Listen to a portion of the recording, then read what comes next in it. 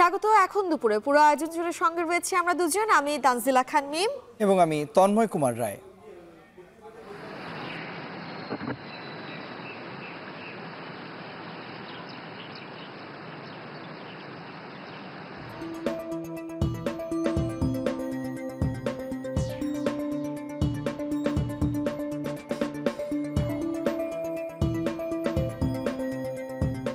We have any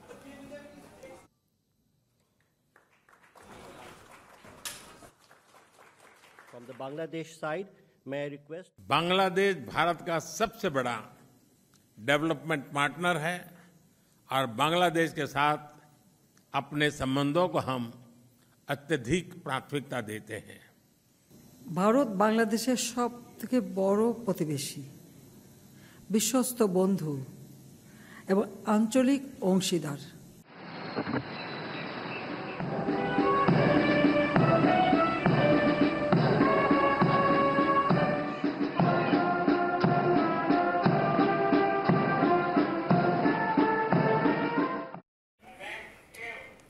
নয়াদিল্লিতে ভারতের প্রধানমন্ত্রী নরেন্দ্র মোদীর সঙ্গে বৈঠক করেছেন বাংলাদেশের প্রধানমন্ত্রী শেখ হাসিনা এবং সেই বৈঠক থেকে বিদ্যুৎ, বন্দর, জ্বালানি সহ 10টি সমঝোতা স্মারক সই হয়েছে। এর আগে দুই নেতা একসঙ্গে একান্ত বৈঠক করেন এবং সকালে প্রধানমন্ত্রী শেখ হাসিনাকে লাল গালিচার সংবর্ধনা দেওয়া হয়। এখন দুপুরে প্রধানমন্ত্রীর ভারত সফর নিয়েও থাকছে বিস্তারিত।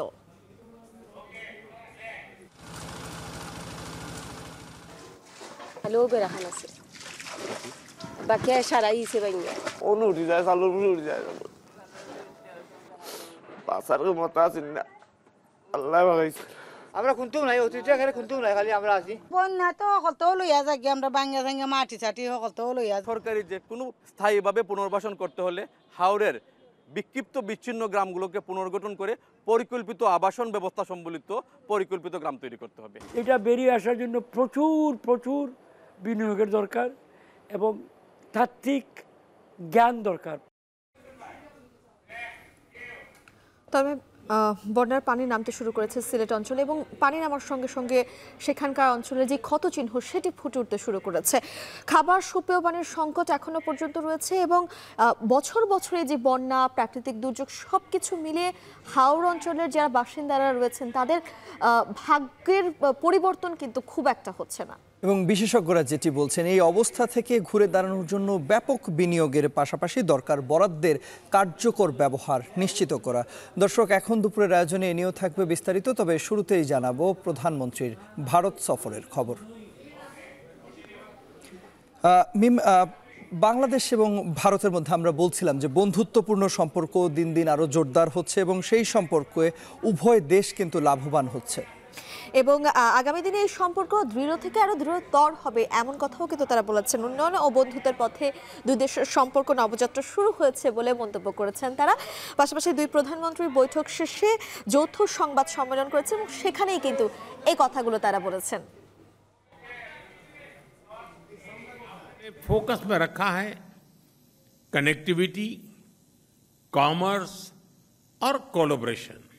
हम बिम्स्टेक सहित अन्य रीजनल और अंतर्राष्ट्रीय फोरम पर भी अपना सहयोग जारी रखेंगे।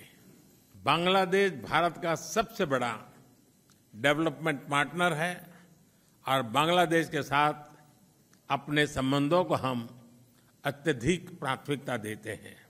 আমাদের শুধু বন্ধুত্ব দৃঢ় হয়নি, আর্থসামাজিক উন্নয়নেও যে সহযোগিতা একে অপরের সঙ্গে আমাদের হয়েছে সেটাও আমি মনে করি যে ভারতের মতো বিশাল দেশ, বিরাট অর্থনীতির দেশ, তাদের সহযোগিতা পাওয়াটা এটা আমাদের জন্য অত্যন্ত গুরুত্বপূর্ণ এবং এই বন্ধুত্বপূর্ণ সম্পর্কের জন্যই আজকে আমরা অনেক উন্নতি করতে সক্ষম হয়েছি। তন্ময়, এর আগে দুই নেতার একান্ত বৈঠক হয় এবং এরপর দ্বিপাক্ষিক বৈঠকে রেল, বাণিজ্য, কৃষি সহ বিভিন্ন খাতে 10টি সমঝোতা স্মারক সই হয়েছে।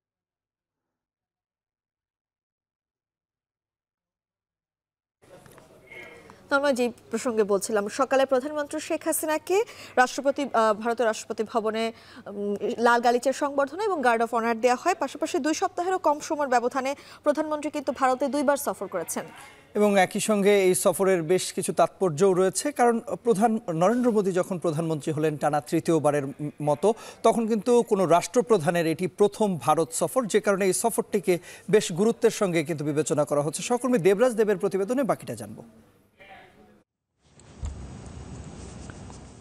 প্রধানমন্ত্রী শেখ হাসিনার ভারত সফরের দ্বিতীয় দিনের কার্যক্রম শুরু হয় ভারতের রাষ্ট্রপতি ভবন থেকে। বাংলাদেশ সময় সকাল 9:30 যখন প্রধানমন্ত্রী পৌঁছান, তখন তাকে স্বাগত জানান ভারতের প্রধানমন্ত্রী নরেন্দ্র মোদী। এরপরই সাজোয়া ঘোড়সাওয়াররা স্বাগত জানায় প্রধানমন্ত্রীকে।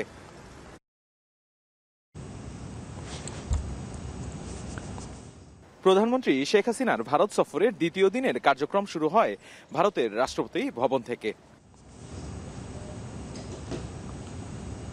বাংলাদেশ সময় সকাল 9:30 যখন প্রধানমন্ত্রী পৌঁছান, তখন তাকে স্বাগত জানান ভারতের প্রধানমন্ত্রী নরেন্দ্র মোদী। এরপরই সাজোয়া ঘোড়সাওয়াররা স্বাগত জানায় প্রধানমন্ত্রীকে।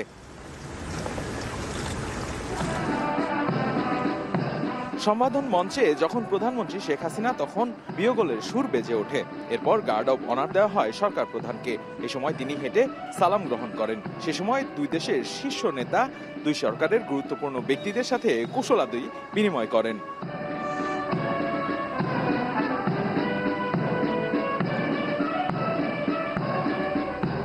রাষ্ট্রপতি ভবন থেকে সরাসরি রাজঘাটে মহাত্মা গান্ধীর স্মৃতিতে শ্রদ্ধা জানাতে যান প্রধানমন্ত্রী। প্রধানমন্ত্রী শেখ হাসিনার এবারের ভারত সফরকে ঘিরে রয়েছে আশার আলো।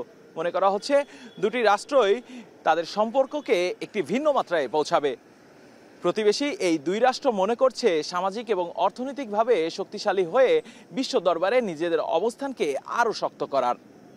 ভারতের রাষ্ট্রপতি ভবন থেকে দেবরাজ দেব এখন। তবে বৃষ্টি না থাকায় সুনামগঞ্জে বন্যার পানি কিছুটা কমেছে। তবে বন্যার পানি কমে যায়, এখন আসলে সেই পানিগুলো হাওড় অঞ্চলের যারা বাসিন্দারা রয়েছেন তাদের বাড়ি ঘরে ঢুকে যাচ্ছে এবং সেখানকার ক্ষয়ক্ষতির পরিমাণও কিন্তু বাড়ছে। বলা চলে যে পানি কমে যাওয়ায় ক্ষয়ক্ষতির যে চিহ্নগুলো সেগুলো বরঞ্চ ফুটে উঠছে। প্রতি বছর বন্যা শেষে এই হাওড় অঞ্চলের মানুষের ভাগ্যের কিন্তু আসলে কোনো পরিবর্তন হয় না। হয়তো নিজেদেরকে একটু গুছিয়ে নেয়, ঘুরে যখনই দাঁড়াবে তখনই আবার এক বন্যা আসে এবং তাদের ভাগ্য আবারও বদলে যায়। এবং এই হাওর পাড়ের মানুষের যে জীবনের গল্পটা, সেটাই শোনাবেন সহকর্মী গুলজার আহমেদ। ছবি তুলেছেন অনিল পাল। বিস্তারিত দেখব সেখানেই।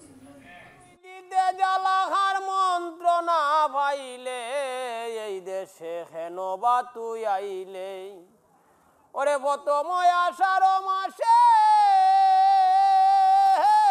আসিলে তুই নবীন বেশে, ওরে ভন্না তুই দিতে জালাহার মন্ত্রণা পাইলে এই দেশে হেন বা তুই আইলে। শান্ত নীরব সফেদ এই হাওর স্থানীয়দের কাছে বড়ই বেমানান। প্রকৃতির বৈরী আচরণ বর্ষার নতুন জলে হাওরে ভেসে আসা কচুরিপানার বিশাল মিছিলকে সরিয়েছে। নিয়তির পালে হারিয়েছে বড় বড় মহাজনী নাও, ছোট ছোট নাইয়রি নৌকা, স্রোতের টানে চলা বাঁশের চাইল। এখন হাওরে কেবল আছে ঢলের পানির সাথে জনপদের বিষাদের নতুন নতুন উপাখ্যান। ওরে ভন্না তুই দিতে জালাহার মন্ত্রণা পাইলে এই দেশে হেন বা তুই। সুনামগঞ্জের শান্তিগঞ্জ উপজেলার পাগলা ইউনিয়নের আলিফনুর ছোট্ট নৌকায় বিধ্বস্ত ঘরের খুঁটি ধরে 80 ঊর্ধ্ব মা আর তার স্ত্রী সহ পালিত মুরগি নিয়ে পানিবন্দী জীবনের 6ষ্ঠ দিন অতিক্রম করছেন। সুনামগঞ্জের উঁচু এলাকায় পানি কমলেও তার ঘরে এখনো কোমর সমান পানি। কেবল আকাশ ছাড়া বাকি সব পথ পানিতে নিমজ্জিত থাকায় খাবার বিদ্যুৎবিহীন মহাসংকটে চোখের জলই একমাত্র ভরসা। এবারের বন্যা আলিফনুরের শুধু ঘরই ভাঙেনি, ভেঙেছে তার মনোবল।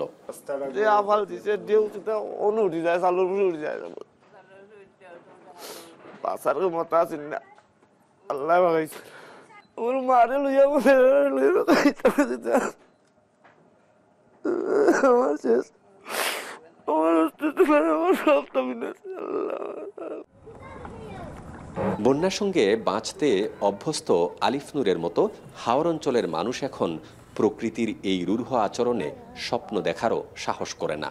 বছরের পর বছর বন্যায় সবকিছু হারাতে হারাতে এখন আর হারানোর কিছুই নেই তাদের। দুর্যোগে সহযোগিতা পাওয়ার চেয়ে জীবন বাঁচানোটাই বড় চ্যালেঞ্জ তাদের কাছে। হ্যালো বেড়াখান আছে বাকি সারাইছে বাইঙ্গা আমরা খুনতুম নাই অতীতে এখানে খুনতুম নাই খালি আমরা আছি বন্যা তো সকলতো লইয়া যাক আমরা বাঙ্গা ভাঙ্গা মাটি চাটি সকলতো লইয়া রে অত মাস আইলে তো আমরা যাও সইরা বইরে আমরা কষ্ট কইরা মাটি খালি চালিয়ে খালি খাইতে আমরা খাইতে পারি বন্যা আইলে আমরা রাখারে উড়া যাবই। সুনামগঞ্জে এবারের বন্যায় ক্ষতিগ্রস্ত হয়েছে অন্তত 50,000 পরিবার। আর্থিক ক্ষতির কোনো হিসেব নেই কারো কাছে। হাওর জনপদে বসবাসকারীরা বলছেন তাদের এই দুর্দশা থেকে মুক্তির একমাত্র পথ সরকারের উন্নয়ন পরিকল্পনার সঠিক চিন্তা ভাবনা আর সমন্বিত পুনর্বাসন ব্যবস্থা। সরকারি যে কোনো পুনর্বাসন প্রণোদনা ঠিক তাদের কাছে পৌঁছানোর জন্য সঠিকভাবে নিরীক্ষা করা, যাচাই বাছাই করা খুবই প্রয়োজন। এবং আমি আবারও মনে করি স্থায়ীভাবে পুনর্বাসন করতে হলে হাওরের বিক্ষিপ্ত বিচ্ছিন্ন গ্রামগুলোকে পুনর্গঠন করে পরিকল্পিত আবাসন ব্যবস্থা সম্বলিত পরিকল্পিত গ্রাম তৈরি করতে হবে। হাওরের এমন বেহাল দশায় সাবেক পরিকল্পনা মন্ত্রী ও সুনামগঞ্জ 3 আসনের সাংসদ এম এ মান্নান বলছেন, যদিও দেশে দুর্যোগ ব্যবস্থাপনার সক্ষমতা কম, তারপরও যে বরাদ্দ হয় তার সঠিক প্রয়োগ না থাকায় এমন অবস্থা সৃষ্টি হয়। আমলাতন্ত্রের জটিলতা দূর করে স্বাভাবিক অবস্থায় ফিরতে প্রচুর সময় ও বিনিয়োগের প্রয়োজন। এটা বেরিয়ে আসার জন্য প্রচুর বিনিয়োগের দরকার এবং তাত্ত্বিক জ্ঞান দরকার। পানি বিশেষজ্ঞরা আছেন, ইঞ্জিনিয়াররা আছে, তারাই এটা নানাভাবে বুদ্ধিশুদ্ধি দিবে। কিন্তু আমি স্বীকার করব অনেক সময় এই বুদ্ধিগুলো যথাযথ নয়। দৃষ্টির সীমানা জুড়ে শুধু পানি আর পানি। বন্যা যখন আসে তখন শুধু সব ভাসিয়ে নিয়ে যায় না, বরং সেই বন্যার পানিতেই মানুষের ঘরের দোরগোড়ায় বড় বিপদের সমন পাঠায়। পানির এই ভয়ঙ্কর রূপ ভয় দেখায় হাওড়াঞ্চলের প্রতিটা মানব প্রাণে। রাষ্ট্রের কাছে তাদের শুধু চাওয়া মানুষ হিসেবে বেঁচে থাকার সুবিধাটুকু। গুলজার আহমেদ, এখন সুনামগঞ্জ। বন্যা পরিস্থিতি আসলে কতটা ভয়াবহ নিশ্চয়ই আপনারা প্রতিবেদনে দেখে বুঝতে পেরেছেন যে কতটা ভয়াবহ হয়েছে আসলে হাওর পাড়ের যারা মানুষ রয়েছেন তাদের জনজীবন। এ বিষয়ে আমরা আরও বিস্তারিত জানবো। সিলেটের থেকে আমাদের সঙ্গে যুক্ত আছেন সহকর্মী গুলজার আহমেদ এবং সুনামগঞ্জ থেকে আমাদের সঙ্গে যুক্ত আছেন সহকর্মী লিপসন আহমেদ। প্রথমেই যাচ্ছি গুলজারের কাছে। গুলজার, আপনার প্রতিবেদনটি দেখছিলাম এবং আপনি আসলে যে বিল্ডিংটিতে দাঁড়িয়ে কথা বলছিলেন, আমরা দেখছিলাম যে চারদিকে শুধু থই থই পানি। এই মুহূর্তে আসলে বন্যা দুর্গতদের পুনর্বাসনের জন্য প্রশাসনের পক্ষ থেকে কী ধরনের ব্যবস্থা গ্রহণ করা হয়েছে সেটি আপনার কাছে জানতে চাইব। তন্ময়, দেখুন, আসলে দুর্যোগের কথা বলতে হলে বন্যা তো 1 বা 2 দিন আসে, কিন্তু যে রেশটা থেকে যায় সেটি মাসের পর মাস এই যে কর্মহীন মানুষ তারাই ভোগান্তিতে পড়তে হয়। আমরা এই মুহূর্তে যেখানে আছি দেখতে পাচ্ছেন একটি নৌকার উপর আছি এবং এটি কোম্পানিগঞ্জ উপজেলার শিমুলতলা একটি গুচ্ছ গ্রাম। এখানে প্রায় 250টির মতো পরিবার বসবাস করে। ক্যামেরার চিত্রে আপনারা সম্ভবত দেখতে পাচ্ছেন যে ঘরবাড়ির অস্তিত্ব আসলে কেমন। এখানে সবচেয়ে বড় যে সংকট এই মুহূর্তে বিশুদ্ধ পানি, তাদের খাবার এবং প্রাথমিক যদি সুস্থতার জন্য যে প্রাথমিক যে চিকিৎসা সেটির দরকার। এখানে এখন পর্যন্ত বাড়ির যে উঠোন সমান পানি কিন্তু রয়েছে, অর্থাৎ উঠানে পানি আছে, বারিন্দাটা কোনো রকম ভেসে উঠেছে। কিন্তু এই কয়েকদিনের যে ঝড় ঝাপটায় ঘরের অবস্থা আসলে খুবই খারাপ একটি অবস্থা, যেটি কল্পনা করাও মুশকিল। আমরা দেখেছি যে অনেক ঘর বিধ্বস্ত অবস্থায় পড়ে গেছে, কারো ঘরের টিনের চাল উড়িয়ে নিয়েছে, কারো ঘরের যে খুঁটিটা দাঁড়িয়ে থাকে সেই খুঁটিটা পর্যন্ত কিন্তু হারিয়ে গেছে। এখানে যারা আছেন তারা সপরিবারে তাদের নিজেদের পরিবারের সদস্যদেরকে পানির উপর সাঁতার কেটে নিয়ে আসছেন। এরা কিন্তু আশ্রয়কেন্দ্রে গিয়েছিলেন, সেখান থেকে আরও দুঃখ পেয়ে বরং তাদের যে ভাঙাঘর সেই ঘরেই তারা আবার ফিরে এসেছেন। আশ্রয়কেন্দ্রে যারা ছিলেন তারা বলেছেন যে বিগত 5-6 দিন যে তারা আশ্রয়কেন্দ্রে ছিলেন, 1 দিন বা 2 দিন সর্বোচ্চ মুড়ি অথবা চিড়ার গুড়, 1 মুঠো গুড়, এটি ছাড়া আর কোনো কিছুই তাদের ভাগ্যে জুটেনি। সুতরাং তারা চিন্তা করেছেন তাদের ঘরবাড়ি যেতে যদি তারা ফিরে আসেন সেক্ষেত্রে হয়তোবা নিজেরা কিছু একটা করে খেতে পারবেন। এই অবস্থায় কিন্তু সিলেটের যে সীমান্তবর্তী 3 উপজেলা জকিগঞ্জ, কানাইঘাট, কোম্পানিগঞ্জ, জৈন্তাপুর সহ যে কয়টি এলাকা প্লাবিত হয়েছে সব এলাকার একই চিত্র। আসলে দুর্ভোগে পড়েন তারাই যাদের আসলে কিছুই নেই, অর্থাৎ এই ঘরটুকুই যাদের সম্বল তারাই বেশি দুর্ভোগে পড়েন। এই যে প্রতিনিয়ত তাদের আক্রান্ত হওয়া, প্রতিনিয়ত প্রকৃতির সাথে যুদ্ধ করা, প্রতিনিয়ত প্রকৃতির কাছে আত্মসমর্পণ করা, এটি তাদের ভাগ্যকে আসলে সবসময় অপরিবর্তিত রাখছে। এবং যারা বন্যা নিয়ন্ত্রণ নিয়ে কাজ করেন প্রশাসনিকভাবে, তারা বলছেন যে নিয়মিত তারা তদারকি করেন, কিন্তু যে পরিমাণ মানুষ আক্রান্ত হন সেই পরিমাণ মানুষ আসলে সহযোগিতা পাওয়া সম্ভব নয়। তবে যারা বিতরণ করছেন তাদের তদারকিটা যদি আরেকটু বাড়ানো যায় তাহলে কষ্ট পাওয়া মানুষের দুঃখটা একটু লাঘব হতে পারে, এছাড়া আর কিছুই করা সম্ভব নয়। তন্ময়। সিলেটের পর দর্শক এ পর্যায়ে আমরা যাচ্ছি সুনামগঞ্জের সহকর্মী লিপসন আহমেদের কাছে। লিপসন, জানাবেন যে আসলে বন্যার এখনো আসলে ক্ষয়ক্ষতি পুরোপুরি দৃশ্যমান হয়নি, তারপরও কি পরিমাণ আসলে ফসলি জমি এবং মাছের ঘেরে ক্ষয়ক্ষতি হয়েছে?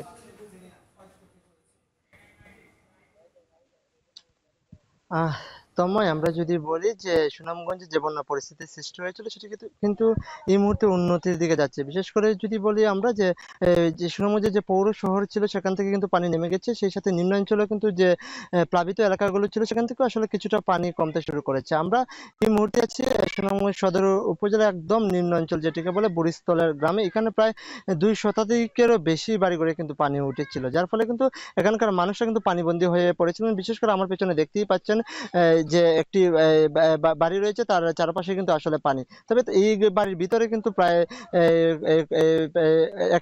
প্রচুর পানি ছিল, তবে সেটি নেমে কিন্তু এখন বাড়ির সীমানা এসেছে। আর ক্ষয়ক্ষতির যে বিষয়টি বলছেন যে ইতিমধ্যে ক্ষয়ক্ষতির বন্যা পরিস্থিতি উন্নতি হয়ে কিন্তু ক্ষয়ক্ষতির চিহ্ন ফুটে উঠেছে। বিশেষ করে যদি বলি আমরা ধান, মাছ, সবজিতে কিন্তু এই জেলার মূলত অর্থনীতি। বিশেষ করে এই বন্যায় কিন্তু প্রায় এখানে যে 20,000 পুকুর রয়েছে সেই 20,000 পুকুর থেকে কিন্তু 8,000 পুকুরের মাছ কিন্তু ইতিমধ্যে ভেসে গেছে, যার বাজার মূল্য যদি বলি 72 কোটি টাকার মাছ কিন্তু ভেসে গেছে। যার ফলে কিন্তু এখানকার যে মাছ চাষিরা রয়েছেন তাদের মাথায় কিন্তু হাত পড়েছে যে তারা কিন্তু ঋণ করে কিন্তু এই মাছগুলো আসলে মাছের যে পোনা সেটা পুকুরে ফেলেছিলেন, সেটা কিন্তু পানির জলে ভেসে গেছে। সেই সাথে যদি বলি আমরা যে কৃষি জমি বলতে আউশ ধান কিন্তু প্রায় 1700 হেক্টর আউশ ধান তলিয়ে গেছে, সেই সাথে প্রায় 500 হেক্টর সবজি যে ফসল রয়েছে বিভিন্ন ধরনের সেগুলো আসলে তলিয়ে গেছে।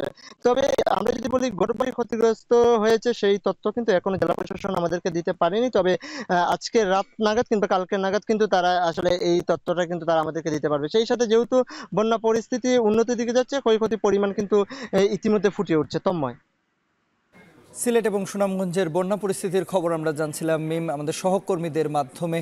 যেটি আসার খবর সেটি হচ্ছে পানি কমতে শুরু করেছে এবং এই মুহূর্তে যেহেতু বৃষ্টিপাত বন্ধ আছে নিশ্চয়ই দ্রুততম সময়ের মধ্যে এই পরিস্থিতির উন্নতি হবে। তন্ময়, এবারে আমরা আবারও প্রধানমন্ত্রীর ভারত সফর প্রসঙ্গে কথা বলবো। প্রধানমন্ত্রীর সফরের সবশেষ খবর জানতে এই মুহূর্তে আমাদের সঙ্গে ভারতের নয়াদিল্লি থেকে যুক্ত হবেন দেবরাজ দেব। দেবরাজ, বৈঠকের আলোচ্য বিষয় এবং সম্পাদিত চুক্তির সমঝোতা সম্পর্কে বিস্তারিত আমাদেরকে জানাবেন।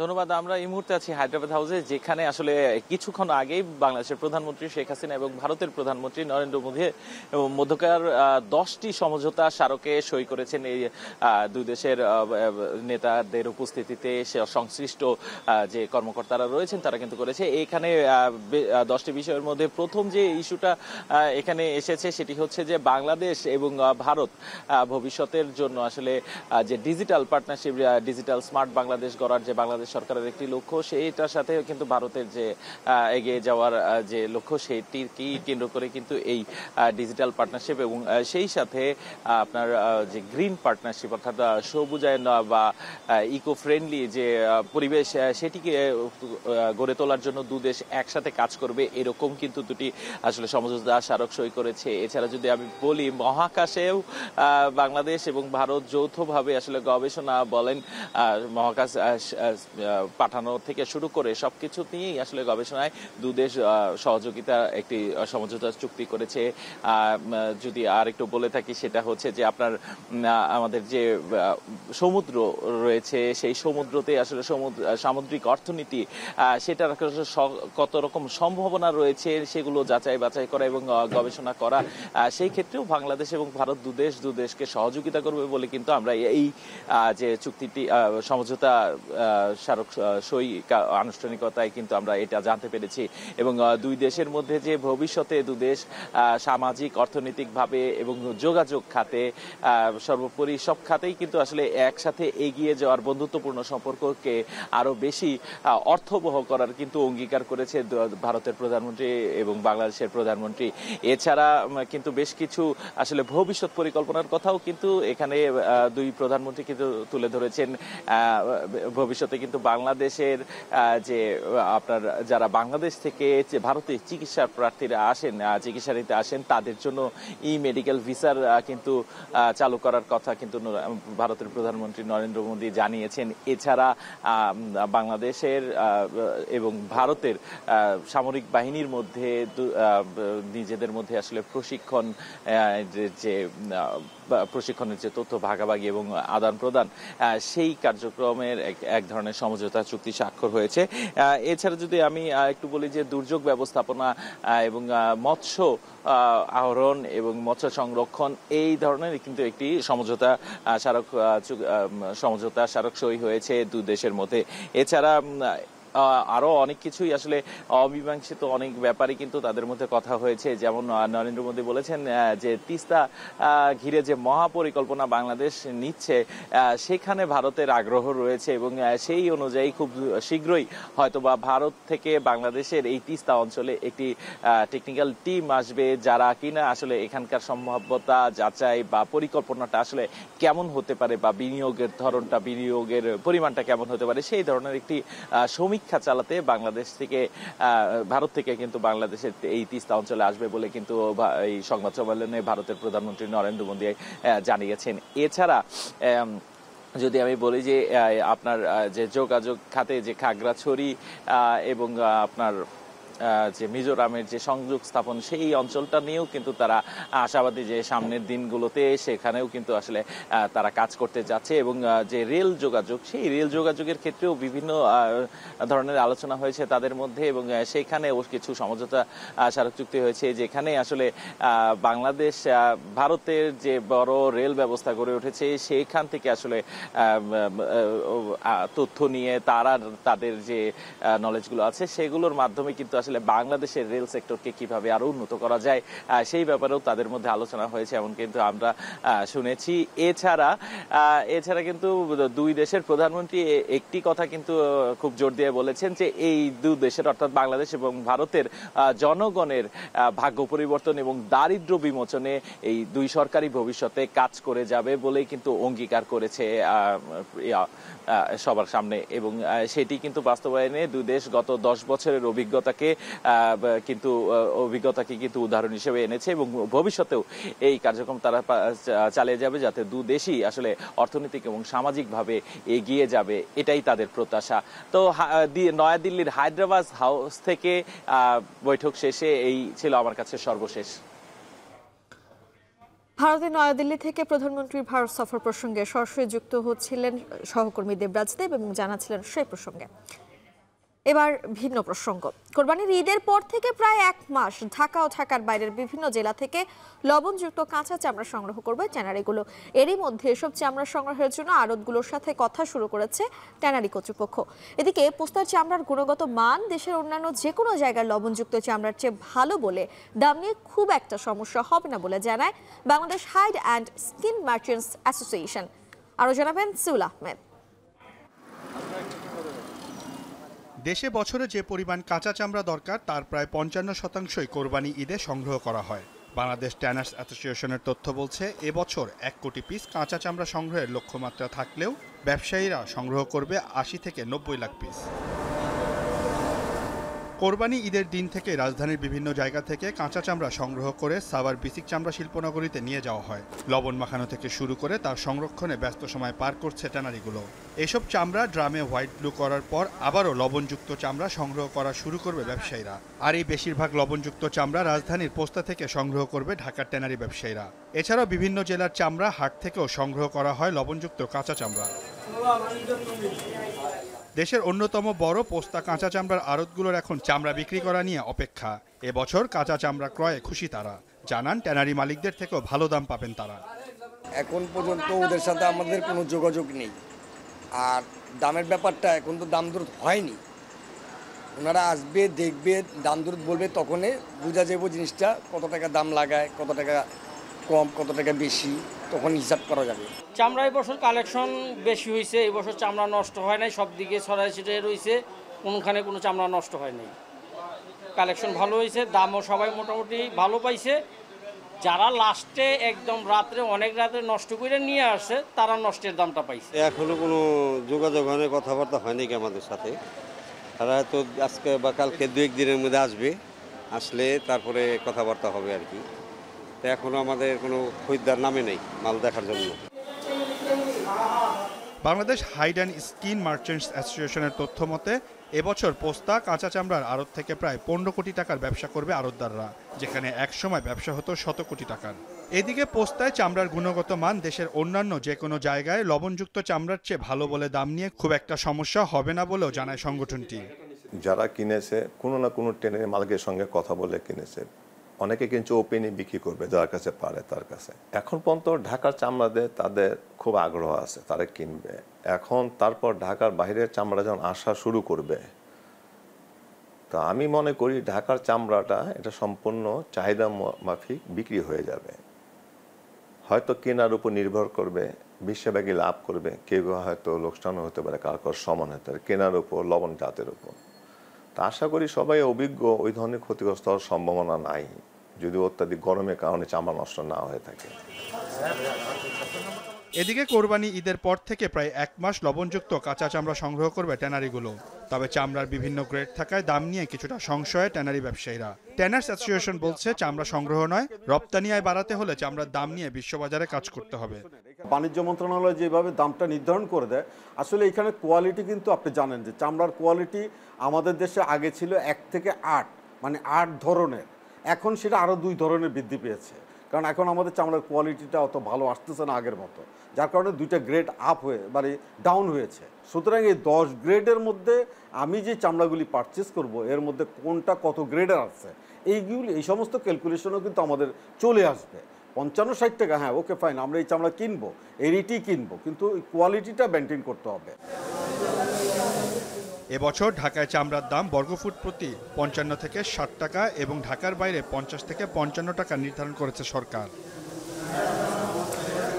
প্রায় প্রতি বছরই ট্যানারি মালিকরা কাঁচা চামড়া সংগ্রহের যে লক্ষ্যমাত্রা দিয়ে থাকে সেটি অর্জনে ব্যর্থ হচ্ছে।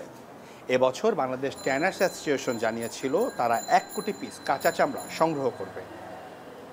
তবে কোরবানি ঈদের 2 দিন পরেই তারা জানালো এই সংগ্রহের লক্ষ্যমাত্রা 80 থেকে 90 লাখ পিস। চামড়ার দাম না পাওয়া, সংগ্রহ এবং পরিবহন ইত্যাদি কারণকে দুষছেন তারা। আর এসব কারণে দেশের দ্বিতীয় বৃহত্তম রপ্তানিকারক এই শিল্প থেকে যে বৈদেশিক মুদ্রা অর্জনের লক্ষ্যমাত্রা নির্ধারণ করা হয়, সেটি থেকেও বঞ্চিত হচ্ছে বাংলাদেশ। সিউল আহমেদ, এখন, ঢাকা। এরই মধ্য দিয়ে সময় হলো একটা ছোট্ট বিরতিতে যাবার। ফিরছি একটু পর, সাথেই থাকুন।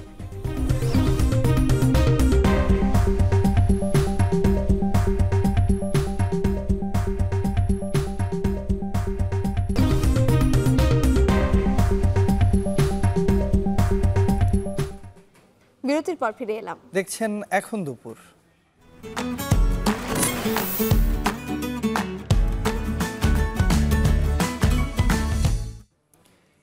ঈদের ছুটি শেষে পুরোপুরি ব্যস্ত রূপে ফিরতে শুরু করেছে রাজধানী ঢাকা। তাই যারা বাড়ি থেকে ছুটি নিয়েছিলেন জীবিকার তাগিদে, তারাও ফিরছেন রাজধানীতে। এবারের ঈদ যাত্রায় ভোগান্তি তুলনামূলক কম বলে জানান যাত্রীরা। বিস্তারিত জানাবেন মাজহার মাহবুব। দীর্ঘ যাত্রা শেষে কমলাপুরে থামল নীলফামারী থেকে আসা নীল সাগর এক্সপ্রেস। সারা রাত সফরের ক্লান্তি যাত্রীদের চোখে মুখে, অনেকের হাতেই ভারী ব্যাগ। প্ল্যাটফর্মের এ চিত্র নিত্য নৈমিত্তিক হলেও সব ট্রেনেই ফেরার অনুভূতি এক নয়। গ্রামে ঈদের আনন্দ ভাগাভাগি আর ছুটি শেষে জীবিকার তাগিদে ফিরতে হলো আবারও ইট পাথরের নগরীতে। 7 দিনের ছুটি শেষ, আজকে থেকে ডিউটি করা লাগবে, অফিস করা লাগবে। ফ্যামিলি চালাতে হবে না, মনে হয় যে ভিতর থেকে ফেটে যায়, কিন্তু বোঝানো যায় না। ঈদের আনন্দ উপভোগ করতে মা বাবা সবাই সঙ্গে একসঙ্গে আমরা আসলাম, অনেক ভালো লাগছে। ঈদের ছুটি মঙ্গলবার শেষ হলেও বুধ ও বৃহস্পতি ছুটি নিয়ে শুক্র ও শনিবারকেও যুক্ত করছেন অনেকে, ফলে ভিড় এড়িয়ে স্বস্তিতেই ঢাকা ফিরছেন তারা। তারপর ট্রেন 2 ঘন্টা লেট করছে, যাক আলহামদুলিল্লাহ শেষ পর্যন্ত পৌঁছতে পারছি। একটু ডিলে হয়েছে 2 ঘন্টার মতো ক্রসিং এর জন্য, আদারওয়াইজ সব কিছু ঠিক ছিল। না, টিকিট পাইতে তো একটু কষ্ট হয়, যাওয়ার আগেই টিকিট কাটতে হয়। শনিবার রাজধানীর প্রবেশমুখগুলোতে যাত্রীবাহী বাসের তেমন চাপ ছিল না। বাড়তি ছুটির হিসাব মিলিয়ে অগ্রিম টিকিট কাটায় ভোগান্তি তেমন হয়নি বলে জানান যাত্রীরা। সকাল 6টায় গাড়িতে উঠলাম, এখন 10টায় নেমে গেলাম ঢাকায়। তো খুব রিল্যাক্সে যাইতে পারছি, আসতেও রিল্যাক্সে আসতে পারছি।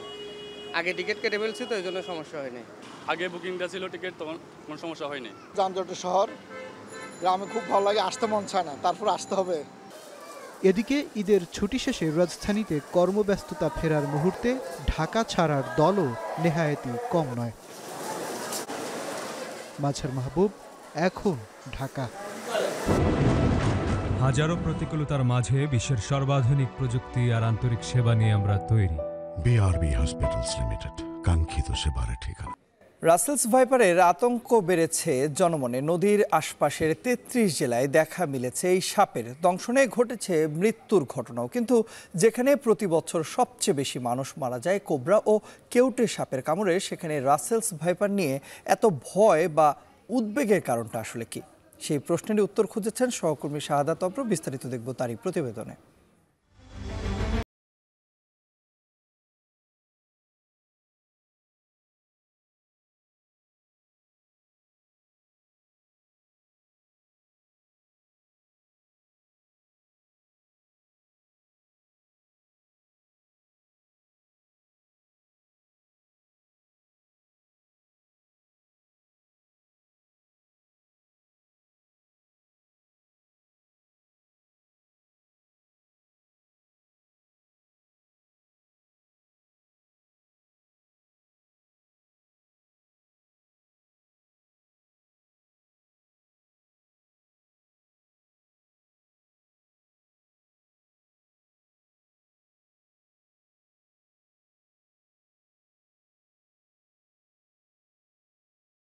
সাপ রাসেলস ভাইপারের বিষের তীব্রতাকে আমরা খুব বেশি যে পাওয়ারফুল এটা বলতে পারি না, খুব বেশি পাওয়ারফুল এরকম কিন্তু না। তবে ডেডলিয়েস্ট যদি ধরেন তাহলে অনেক বেশি ওপরের দিকে। রাসেলস ভাইপারের চেয়েও বিষের তীব্র বিষধর সাপ বাংলাদেশে আছে, যেমন ক্রেইট আছে, গোখরা আছে। বাংলাদেশের স্বাস্থ্য অধিদপ্তরের তথ্য বলছে 2023 সালে 4 লাখ সাপের কামড়ের ঘটনা ঘটেছে। এর মধ্যে 7,500 মানুষ মারা গেছেন, যাদের বেশিরভাগই কোবরা ও কেউটে প্রজাতির সাপের কামড়ে। তবে সময় মতো চিকিৎসা না পেলে রাসেলস ভাইপারের কামড়েও মৃত্যু হবার ঝুঁকি থাকে। তবে এবার প্রশ্ন, কোবরা ও কেউটে সাপের সাথে কেন এই প্রজাতির সাপ নিয়ে এত চর্চা?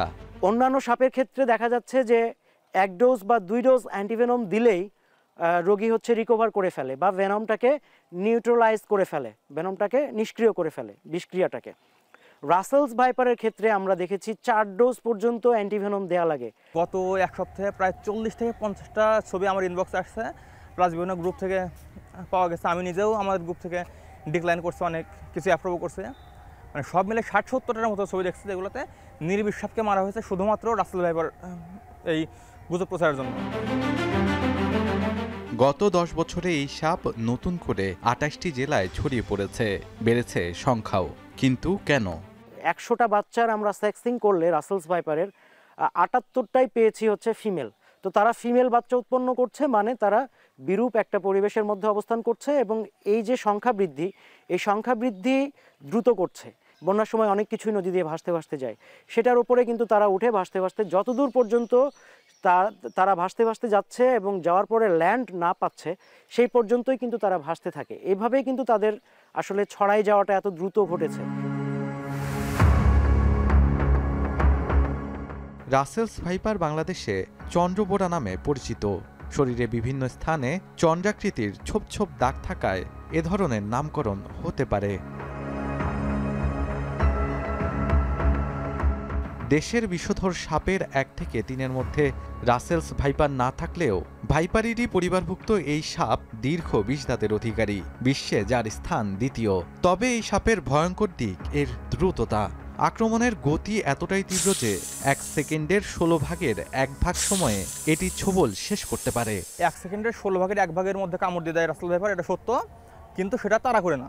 সতর্ক করার পর যদি আপনি সতর্ক না হন তখন আপনাকে কামড় দেবে। অন্যান্য সাপকে তাড়া দিলে সাধারণত চলে যায়, রাসেল ভাইপার চলেও যাবে না, আপনাকে আক্রমণও করবে না তেরে এসে, ওখানে বসে থাকবে। যদি আপনাকে ইচ্ছাকৃত বা অনিচ্ছাকৃতভাবে ডিস্টার্ব করতে থাকেন তখন সে আপনাকে বাইট করবে। বিশেষজ্ঞরা বলছে আতঙ্কিত না হয়ে কিছু ব্যবস্থা নিলেই বাঁচা সম্ভব সব ধরনের সাপের ছোবল থেকে। বিশেষ করে যারা গ্রামে খেতে খামারে কাজ করেন তাদের নিতে হবে বাড়তি সতর্কতা। এমনকি পুকুরে বা জলাশয়ে মাছ শিকারের সময়ও দিতে হবে বাড়তি নজর। দেশের সব উপজেলা ও জেলা হাসপাতালে সরকারিভাবে বিনা খরচে দেওয়া হচ্ছে চিকিৎসা। তাই সাপে কাটলে যত তাড়াতাড়ি সম্ভব নিতে হবে হাসপাতালে। পায়ে কামড় দিলে বা হাতে কামড় দিলে ওই জায়গাটাকে অচল করে ফেলতে হবে, একদম নাড়াচাড়া না করে স্থির করে রাখতে হবে। প্রয়োজনে স্প্লিন্ট দিয়ে বেঁধে দিতে হবে যাতে নাড়াচাড়া না হয়। যত নাড়াচাড়া কম হবে ছড়ানোর সম্ভাবনা তত কম। একটা গামছা দিয়ে বা ব্যান্ডেজ দিয়ে হালকা করে বাঁধুনি দেওয়া যেতে পারে, এবং সেটা দ্বিতীয় ধাপ। এবং তৃতীয় ধাপ হলো যত দ্রুত সম্ভব নিকটস্থ স্বাস্থ্য কমপ্লেক্সে নিয়ে যাওয়া। বিশেষজ্ঞরা বলছেন আতঙ্কিত হয়ে রাসেলস ভাইপার ভেবে অনেক উপকারী সাপ মেরে ফেললে তা পরিবেশের জন্য ক্ষতির কারণ হবে। তাই সবাইকে সচেতন হবার তাগিদ তাদের।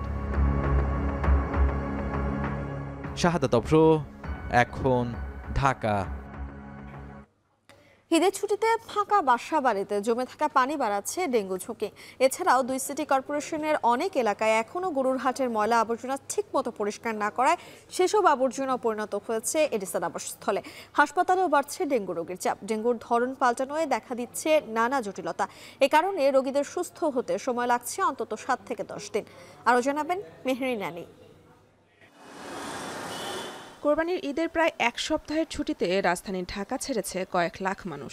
ফাঁকা নগরীতে কিছুটা স্বস্তি এলেও থেমে থেমে বৃষ্টিতে বাসাবাড়ি, নির্মাণাধীন ভবনে জমে থাকা পানি বাড়াচ্ছে ডেঙ্গু ঝুঁকি। 2 সিটি কর্পোরেশনের অনেক এলাকায় এখনও গরুর হাটের ময়লা আবর্জনা ঠিকমতো পরিষ্কার না করায় সেসব আবর্জনাও এখন মশার আবাসস্থলে পরিণত হয়েছে। এলাকাবাসী বলছে গেল 1 সপ্তাহের ব্যবধানে মশার উপদ্রব বেড়েছে কয়েক গুণ। জ্বর, ঠান্ডা, কাশিতে ভুগছেন অনেকেই। এখানে আমাদের শিশুদের কয়দিন পর পর জ্বর হয়, এই পাশে মুগদা মেডিকেল এখানে নিয়ে যাইতো। এই জায়গাটা মনে করেন ভাঙ্গা চুইরা জায়গাটার একটা ময়লার গোডাউন বানাইছে। পানি যেখানে জমে ওইখানে লার্ভা জমে, এই লার্ভাই মশাটা উন্নতি বেশি হয়। হ্যাঁ, কুরবানির পরে এই যে ময়লা যেমন অনেক কিছু জমে গেছে, পরিষ্কার করে না, এই কারণে মশা টশা বেশি হয়ে গেছে। মশার অত্যাচারে দিনেও আসলে থাকা যায় না, কুলুপ জ্বালা রাখতে হয়, দরজা জানলা বন্ধ করে রাখতে হয় না, এইভাবে কি থাকা সম্ভব? ঈদের ছুটিতে রাজধানীর হাসপাতালগুলোতে বেড়েছে ডেঙ্গু রোগীর সংখ্যা। মুগদা হাসপাতালে গিয়ে দেখা মিলল মান্ডা থেকে আসা রেহেনা বেগমের। ডেঙ্গুতে আক্রান্ত ছেলের শরীরে যেন আর মশা না বসতে পারে সেজন্য সারাক্ষণ নজরে রাখছেন তিনি। ও চামড়াতে রাত্রে থেকে অসুস্থ, তো ওকে ডাক্তার দেখানো হয়েছে, ওইখানে ভালো হয়নি। আরেকটা ডাক্তারও দেখানো হয়েছে, ওইখানেও ভালো হয়নি। তারপর এখানে নিয়ে আসলাম, এখানে আনার পর আরো অসুস্থ হয়ে গেছে। শনিরাখড়া থেকে মাকে নিয়ে এসেছেন শিপ্রা দাস। জানালেন গত বছর ডেঙ্গুতে আক্রান্ত হয়েছিল ছেলে, আর এবছর মা। আগের বছর আমার ছেলে হয়েছিল, আর এবছর উনি আমার মায়ের হয়েছে। মুগদা হাসপাতালে ঈদের পর থেকে জ্বর, শরীর ব্যথা আর বমি নিয়ে গড়ে রোগী ভর্তি হচ্ছে অন্তত 10 জন করে, যাদের বেশিরভাগই এসেছে ঢাকার ডেঙ্গু উচ্চ ঝুঁকিপূর্ণ এলাকা থেকে। তো এখানে ম্যানেজমেন্ট ভালো আছে, আলহামদুলিল্লাহ আমরা ট্রিটমেন্ট পাচ্ছি সঠিকভাবে। জ্বর কাঁপা জ্বর আসে, কিন্তু এখন আল্লাহর রহমতে অনেক ভালো আছে। হাসপাতালটির পরিচালক জানালেন ডেঙ্গুর ধরন পাল্টানোয় রোগীদের শরীরে দেখা দিচ্ছে নানা জটিলতা। ফলে রোগীদের সুস্থ হতে সময় লাগছে অন্তত 7 থেকে 10 দিন। একটু টাইমটা বেশি, 5 থেকে 7 দিন 8 দিন পর্যন্ত সময় হসপিটাল স্টেটা লম্বা হচ্ছে, যে কারণে রোগী একটা কনস্ট্যান্টলি রোগী। ঈদের সময় কিন্তু আমার ডেঙ্গু রোগী ওই কারণে কমেনি, কারণ তারা অনেকে সুস্থ হয়ে এসে প্রত্যাশিত ঈদে বাসায় ফিরে যেতে পারেননি, কারণ তারা কমপ্লিকেটেড ছিলেন। যে কারণে ঈদের সময় কিন্তু অন্য রোগী কমে গেলেও ডেঙ্গু রোগীর উপাত্ত কিন্তু বলে যে ডেঙ্গু রোগী একদমই কমেনি। চলতি বছরে এখন পর্যন্ত ডেঙ্গুতে আক্রান্ত হয়ে মারা গেছে 41 জন এবং হাসপাতালে ভর্তি হয়েছে 3315 জন। মেহরিন অ্যানি, এখন, ঢাকা। শেষ করছি এখন দুপুর। এখন টেলিভিশন ওয়েবসাইটে দেখতে ভিজিট করুন www.ekhon.tv। ফেসবুকে দেখুন facebook.com/tv.ekhon আর ইউটিউবে দেখুন youtube.com/ekhon TV তে।